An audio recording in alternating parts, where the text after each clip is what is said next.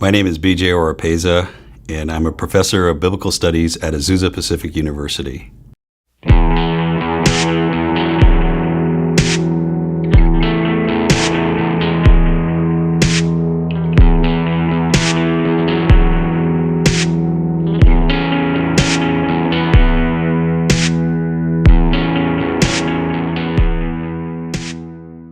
Intertextuality is the study of the presence of a text in another text, in a nutshell.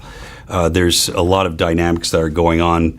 It was developed first by Julia Kristeva in the late 1960s. Her idea was that intertextuality is a mosaic of quotations, and there's a plethora of meaning and interpretation when texts collide together or join together. That particular aspect is important for biblical studies because it opens up the text not to just one particular meaning, but the transformation of meaning when two texts collide together. Prime example I was thinking about in a meeting that I recently attended. We were discussing 1 Corinthians 15:45, where it talks about how the first Adam was a living soul and the last Adam was a life, or is a life-giving spirit. The passage that seems to be alluded there is Genesis chapter 2, verse 7, when God breathed life, the psyche or soul, into Adam.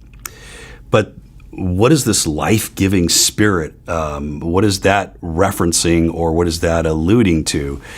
Because this, in the context of 1 Corinthians chapter 15, it's talking about Christ and resurrection and how Christ somehow gives life to others. Oftentimes, what's alluded to, or the backdrop of this particular passage, is Ezekiel chapter 36 and 37, where the bones rise again from the dead when the Lord breathes life into these bones.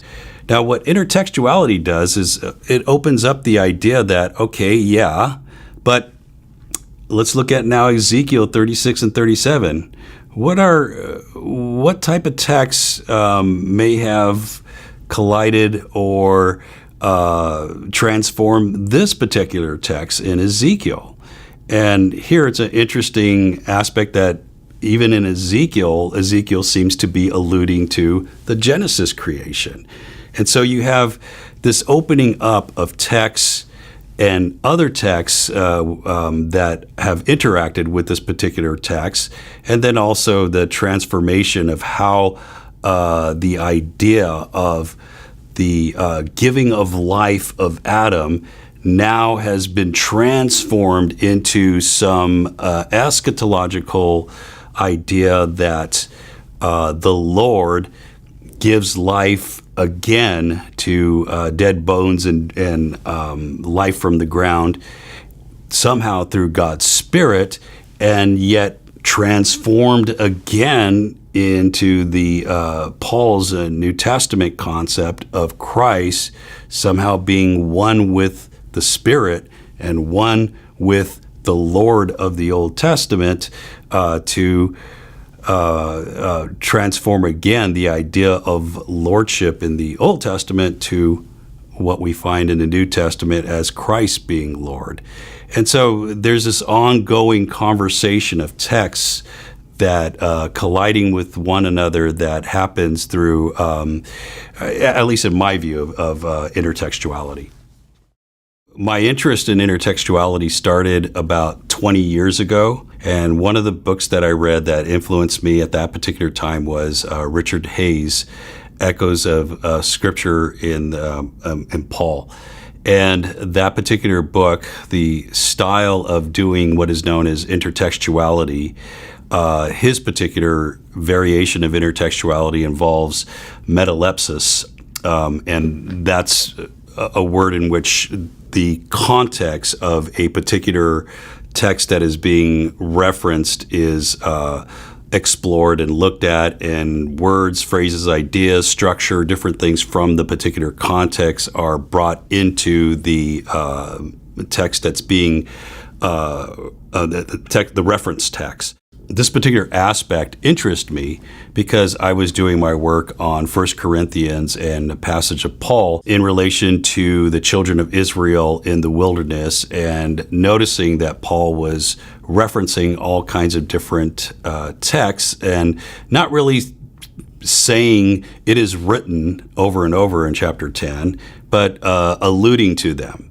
And these stories, you find their context and some of the bigger ideas of those particular stories that are being subtly alluded to and referenced in 1 Corinthians 10, which intrigued me.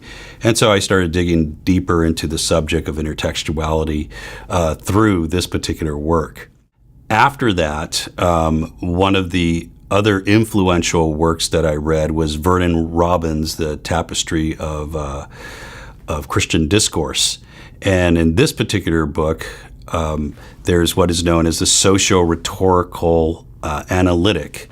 This particular approach looks at the text through 5 different types of tapestry. One of them is intertexture. The other one is intertexture, and then there's social and cultural texture, ideological texture, and sacred texture.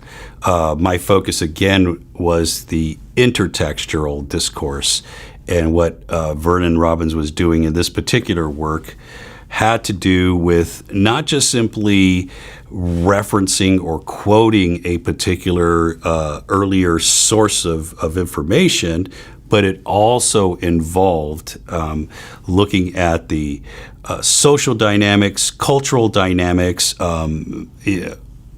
oral sayings and maxims and different things that went beyond just simply a reference to the Hebrew scriptures or the Septuagint. And that intrigued me as well, is that intertexture transcends or goes beyond just simply New Testament citing Old Testament, but New Testament alluding to, referencing, or reciting, and also echoing earlier texts, which do not necessarily always have to be in what is often defined as Old Testament.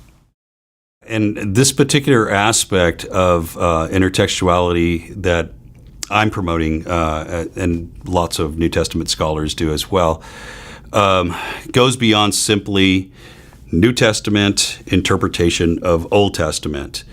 It does so not because it excludes Old Testament, and Old Testament is probably not the right term. We're looking either into the Hebrew scriptures or the Greek, the Septuagint version of those scriptures, or other versions. But what we're looking into and what we're understanding in relation to other texts, that this goes beyond Scripture referencing Scripture. So it's different from inter-biblical interpretation, or again, New Testament interpretation of the Old Testament.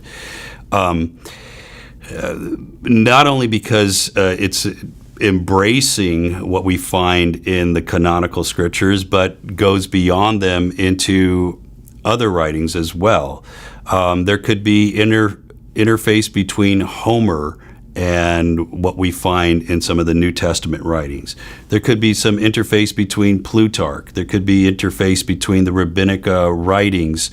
And then you open up again a three-way conversation sometimes between Hellenistic echoes, if you will, and Jewish echoes, and what's happening in the New Testament, and on and on. So this is a transforming way of looking at the text, and very helpful to provide new insights, because we often forget that in first century context is not our context here today in our day and age.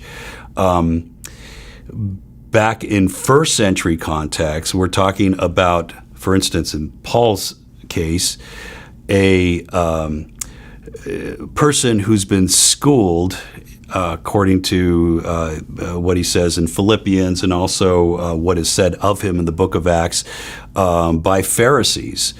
And yet he's an apostle to the Gentiles, which therefore brings on an entirely new culture and world and ideology of Hellenism into the mix. How does this Hellenistic Jew talk to Gentiles who have not grown up with the understanding that he has of the Jewish scriptures?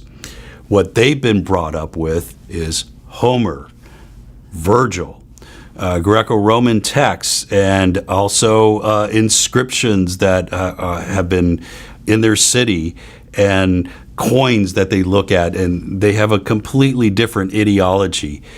How does Paul communicate to these Gentile people without somehow alluding to referencing what they could comprehend or understand?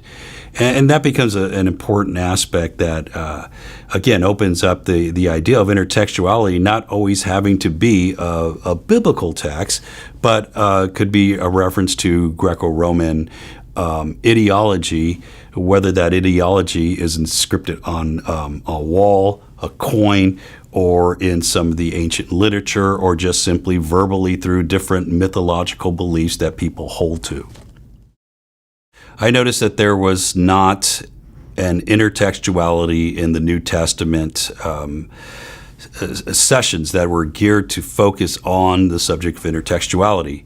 And so I decided to start the intertextuality in the New Testament sessions at the SBL. At that time, I already had the idea that eventually there's going to be a book that's going to come out of this.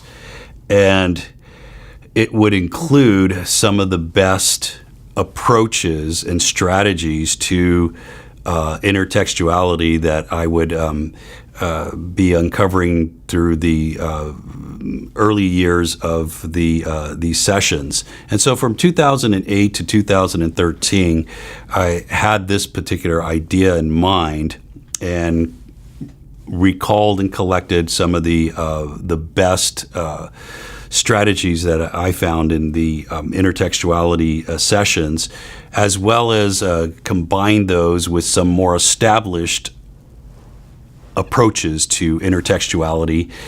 And that is how I went about producing this particular book, and along with Steve Moyse, the co-editor, and we decided to go part one with the established approaches and part two with some of the more eclectic avant-garde approaches.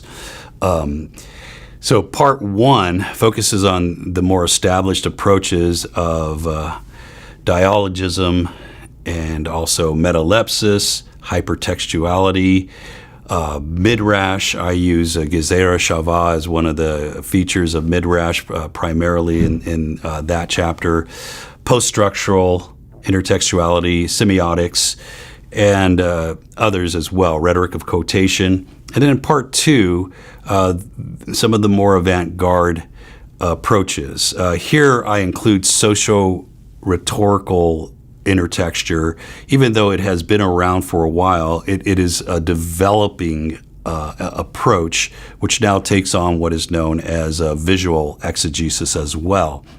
And because it's eclectic, it's included in this particular section. And also there's oral tradition in relation to intertextuality. There's also a chapter on multidimensional intertextuality. There's also another chapter related to enunciation and relevance theory and so on. And putting this work together helps those who are interested in looking at intertextuality through different perspectives and different lenses, and maybe some students, PhD students, can look at this and decide that, hey, I'd like this particular approach, and use that in relation to their interpretation of how they're going to go about through their PhD work, and as well as professors who need to be informed about this. One of the particular blurbs on the back of the book, one of the reviewers said that once you think you have intertextuality figured out, a book like this comes along and you realize that there's so much more that you need to know. And so that is the strategy here, what I'm doing in this particular book.